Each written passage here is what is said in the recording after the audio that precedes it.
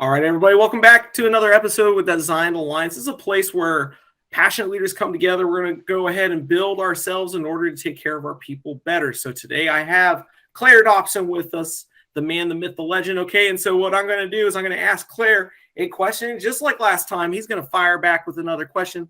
All right, so today's question is all about setting the example. And our theme for Design Alliance is taking care of our people. All right, so our question is, how, Claire, is setting the example a part of taking care of our people? How is setting the example a part of taking care of our people? Well, there's so many ways to go at that question. As usual, you give me some open-ended lack of direction question there. So I'll swing it. So I would say right off the top that you want to make sure your people are always cared for, right? So setting the example in leadership as just a leader who cares for people will result in us creating more leaders like us, right? That's the softball answer. That is like level 5 leadership, John Maxwell, right? I am recreating leaders who recreate leaders, right? And I am creating and developing other leaders who care about people as much as I do, right? Setting that example is crucial because if other people don't see it, they won't do it, right? And when they take your job, who's going to take care of your people? If you didn't teach anyone else to take care of people, who's going to take care of your people?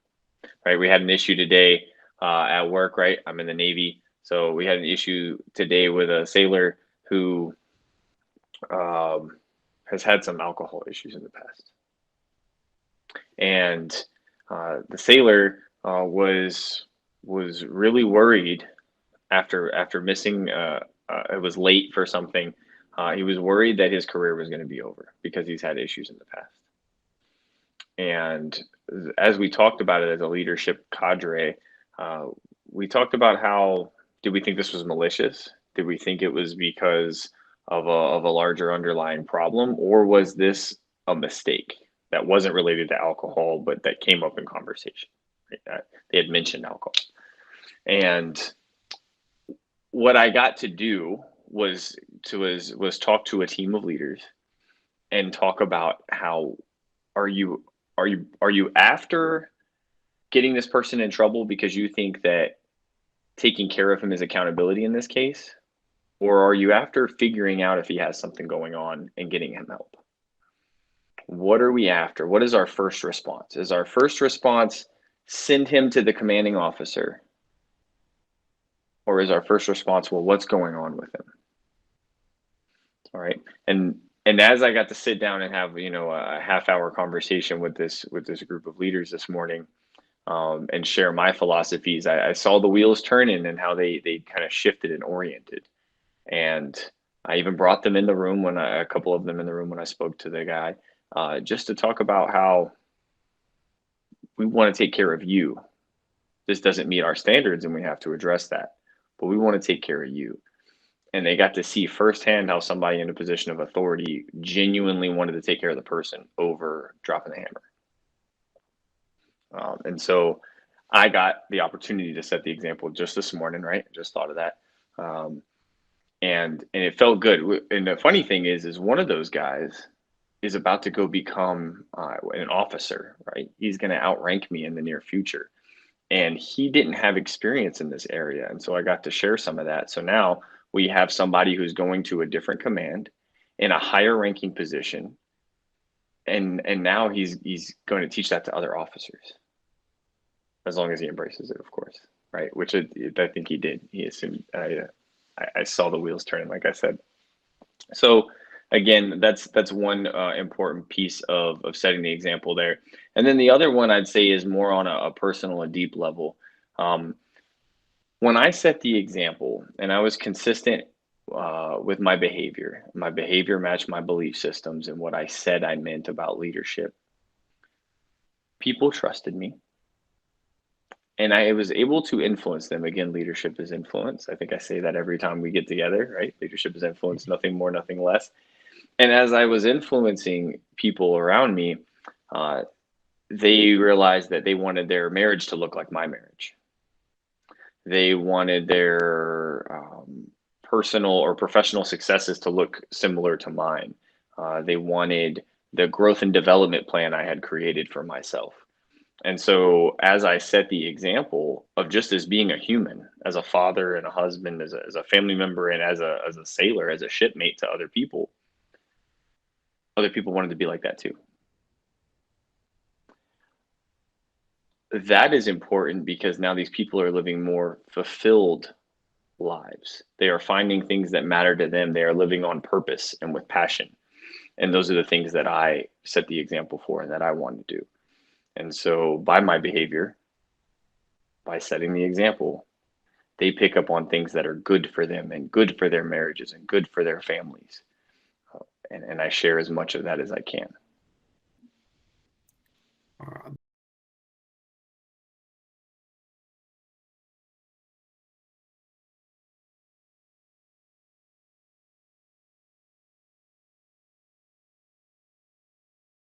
those are awesome examples. And I've been there for a lot of like your marriage development, and it isn't easy, as we both know, right? And I remember a lot of work, right, going in that direction. And so I don't want people to assume in one way or the other that it's ever easy, any of these things, right? Because it doesn't come easily. Okay, so well, I want to know, you're leading your team.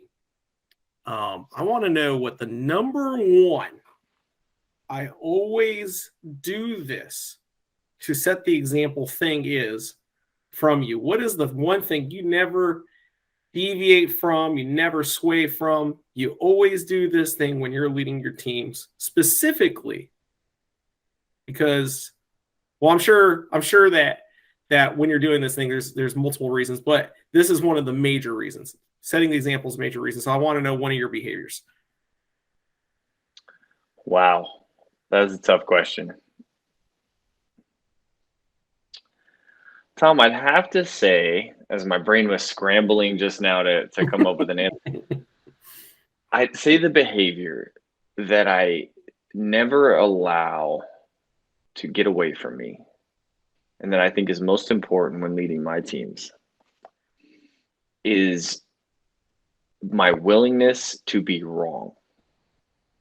You call that humility, right? But humility is a big word and could be unpacked in so many different ways. And sometimes it's a trigger word for people. But I am willing to look at my team, the 18-year-old kid, and say, you know what? You were right.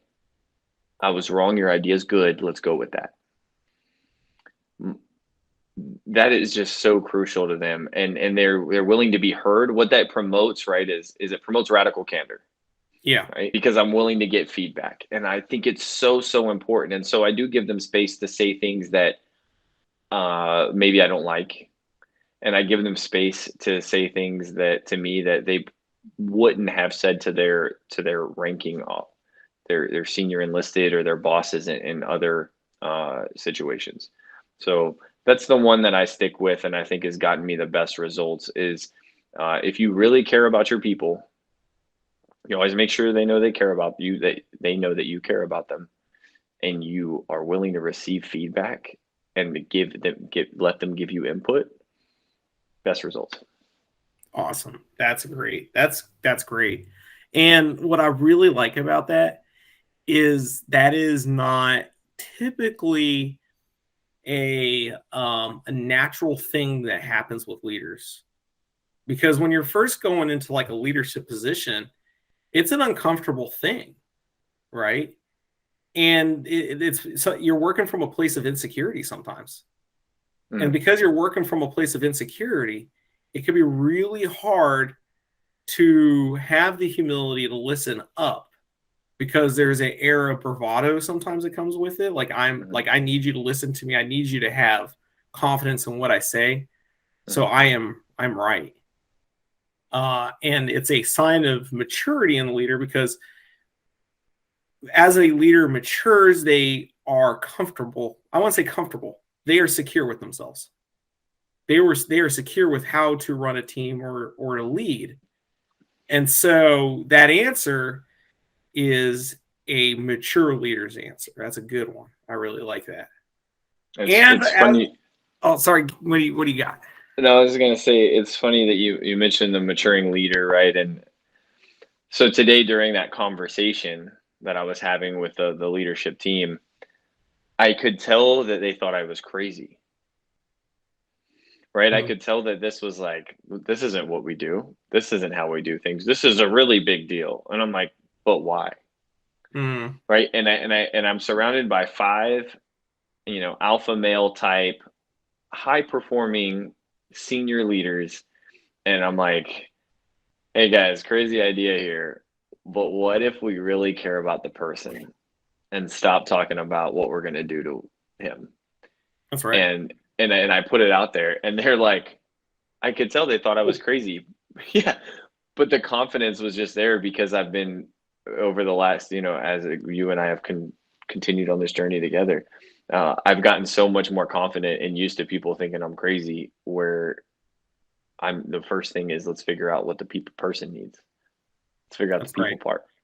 Yeah, that's right. Now, as always, I am quite sure you have a question of your own to give to me. So I'm ready. I'm excited. Let's hear it. All right. So, Tom, you come at me with taking care of people, right? Setting the example of taking care of people. So you are a guy who loves taking care of people and has some pretty solid principles that you stand on, right? And values. And again, you set the example. So tell me, for your teams that you lead, what are some things you do in the workplace? Because not everybody's following you around at home and in your personal life, like some of the things I mentioned with values. How do people in the workplace see that you set the example? How do you influence them that way? All right, that's really good.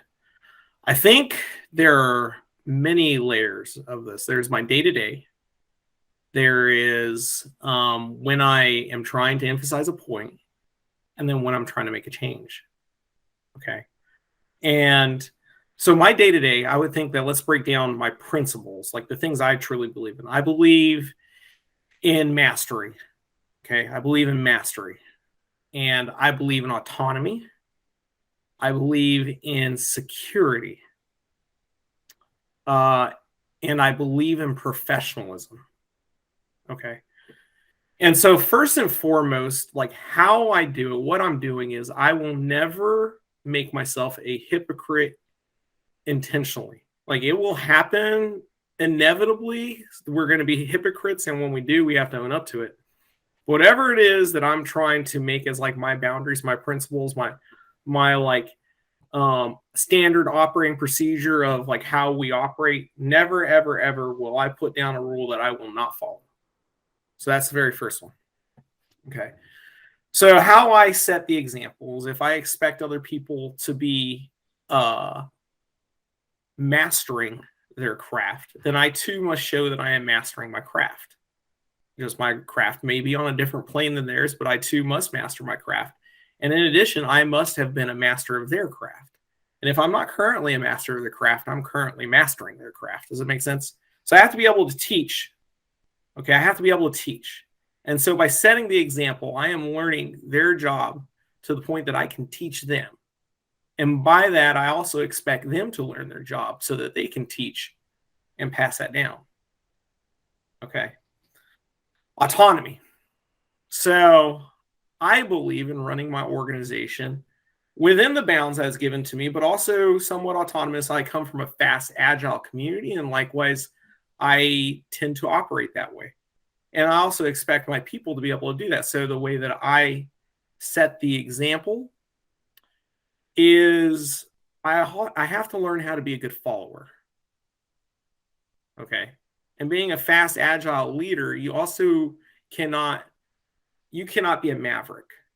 And that's a very easy thing to do in a fast, agile community, is being a maverick. So you have to be able to learn the intention of what it is, be able to autonomously come to a conclusion of what gets you there without violating your procedures. And so I have to learn all these things. I have to listen. So I expect my people to do the same. And that is a big piece of autonomy. Mastery leads to autonomy. So one builds to the other. Okay. Let's go with professionalism. I will conduct myself in a professional manner. If I am angry, I step away from the situation and I come back to it. I believe in listening. And I listen, I think, very well. Would you say that? You do. You're very good. So I believe in that, but I also want people to learn that, right? So every single attribute that I want my people to have, I have to have that, right? I should be able to show that. Okay, now security is huge. Security keeps people on the door. And so I think the best thing I do is I have had to have mastered my emotions, because leadership is emotional. It is. Taking care of your people, you will be extremely emotional about that. Highs and lows, right? And it's not a bad thing.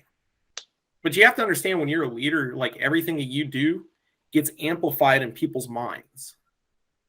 So you yell loud, it sometimes gets heard louder until they've heard it too much, and then they don't hear it anymore, right? You get excited, it gets cited more loudly. So I am very much aware of my emotions and how I interact with other people with those emotions. Okay. The next thing is I understand my people. I try to understand my people. I constantly ask about my people, how they're doing. I try to build a relationship there, because I understand that there's an integration between work and life, right? And I truly believe that that life will happen, and that we should allow our people to live a life, and that the work isn't always the focal point. There will be times where it is, but there will be times where it isn't, and I need to know that about my people. And the thing is if I don't have the basis of my people's lives, then I can't help them navigate difficulties that are occurring between work and home. Now, how is that setting an example? What I want people to do is look out for each other. I'm trying to build a high-performance team. I want my people to look out for each other, because the more beautiful thing is, it helps when a boss is looking out for you, but it's more beautiful when you can rely on your peers, right? That is a feeling of community and camaraderie that you can't replace.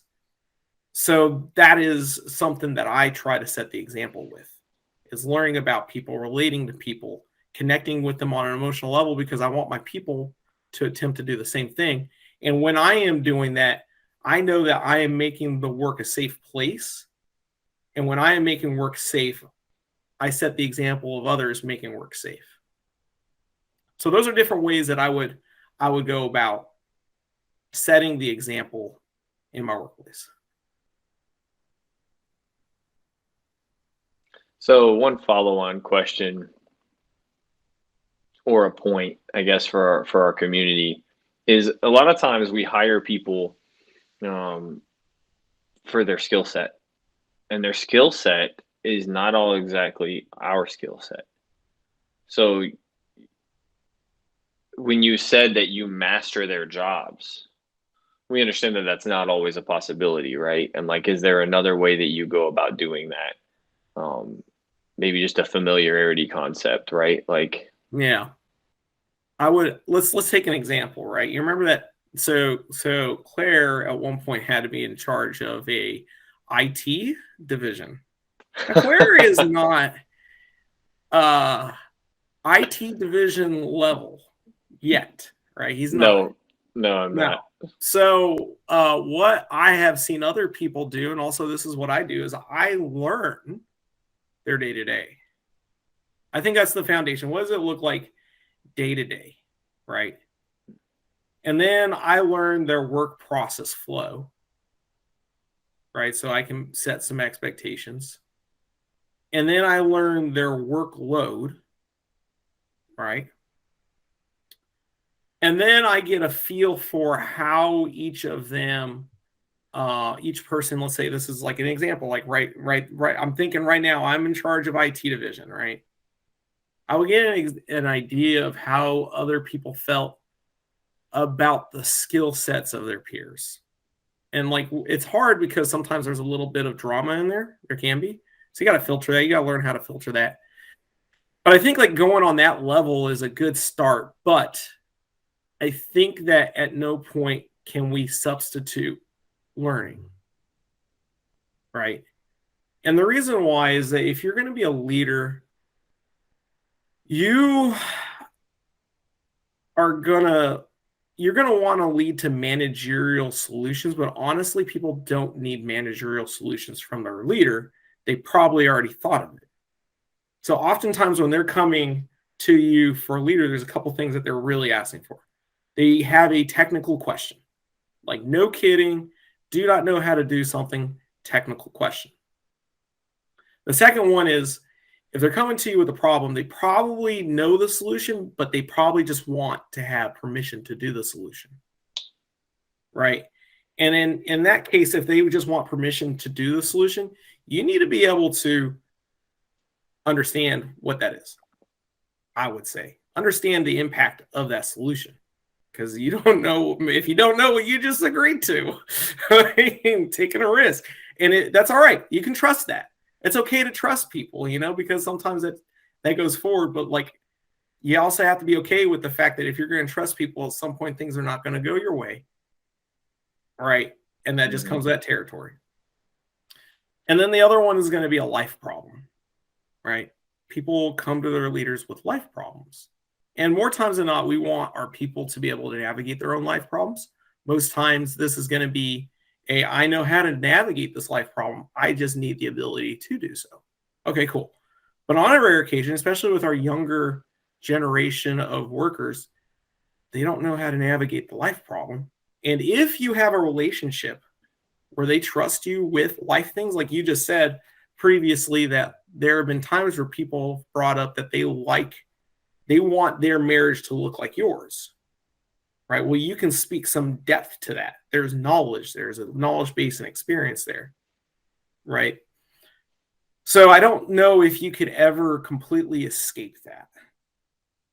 And it might be something that you pursue for a bit, is getting your level of knowledge to the point where you can navigate those three questions that people bring to you.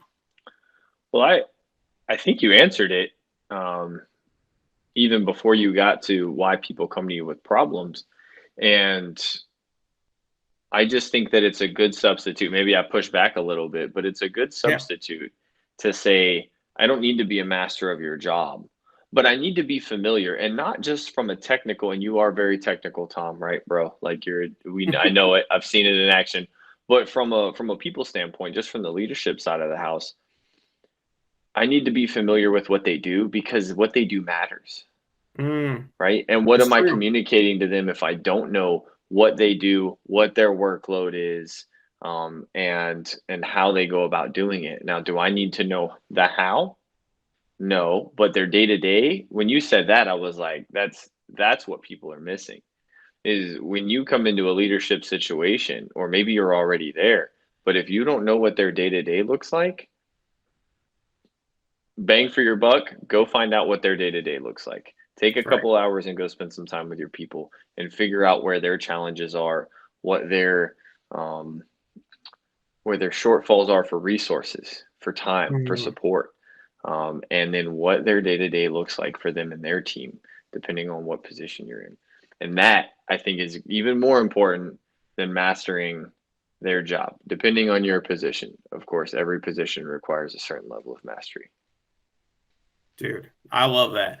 All right. So I think this is going to close out our conversation. I think this is a really good talking point. I got a couple of really good things out of this. So if you like what we're doing, continue to follow us. We're going to continue putting out good pieces of information. Here on the video, we're going to have posted our website. There's a blog as well. So if you're really interested in what we're doing, go ahead and follow us there as well. And we'll see you next time.